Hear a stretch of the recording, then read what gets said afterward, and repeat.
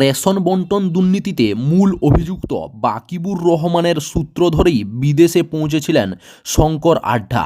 সেই সাথে মধ্যপ্রাচ্যে বাকিবুরের একাধিক ব্যবসাতেই লগ্নি করেছিলেন তিনি।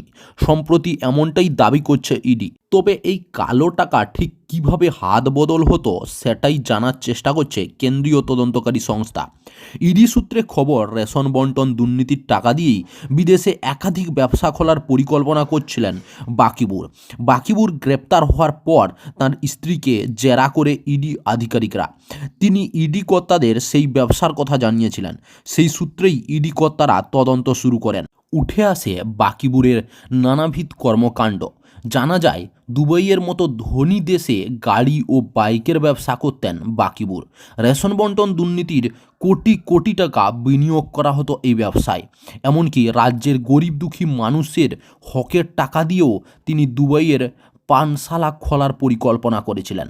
তবে তা বাস্তবায়িত করার আগেই ইডির জালে আটকে পড়েন বাকিবুর।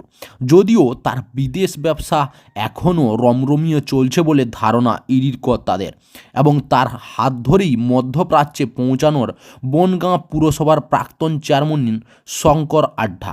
দুবাইয়ের নিজের ছেলে শুভ আড্ডার নামে একটি সংস্থাও খোলেন তিনি। তারপর থেকেই শঙ্কর এবং বাকিবুরের সংস্থায় বিনিয়োগ হয়েছে রেশন দুর্নীতির টাকা। তবে এই সব টাকা কিভাবে বিদেশে পৌঁছেছে এবং কোন কোম্পানির মাধ্যমে তা লগ্নি হয়েছে সেই বিষয়ে তদন্ত এখনও চলছে বলে খবর। পাশাপাশি ইডির দাবি, এই গোটা কর্মকাণ্ড ঘটেছে বাকিবুরের ইশরাতেই। মূলত বাকিবুরের নির্দেশেই শঙ্কর তাঁর সংস্থা খোলেন এবং রেশন দুর্নীতির টাকা বাকিবুরের সংস্থায় পৌঁছে দিতেন বলে ধারণা ইডি কর্তাদের। চাকরির খবর থেকে শুরু করে নিয়োগের খবর থেকে শুরু করে ঝড় ঝঞ্ঝা, দেশ বিদেশ, রাজ্য, জেলা এবং আপনার শহরের খবর একটা চ্যানেল আমাদের newsbangla.com-এ সবার আগে আপনারা পেয়ে যাবেন। তাই চ্যানেলটাকে অতি অবশ্যই সাবস্ক্রাইব করে পাশ থেকে বেল আইকনটা ক্লিক করে অল নোটিফিকেশন অন করে রাখুন। জয় হিন্দ, জয় ভারত।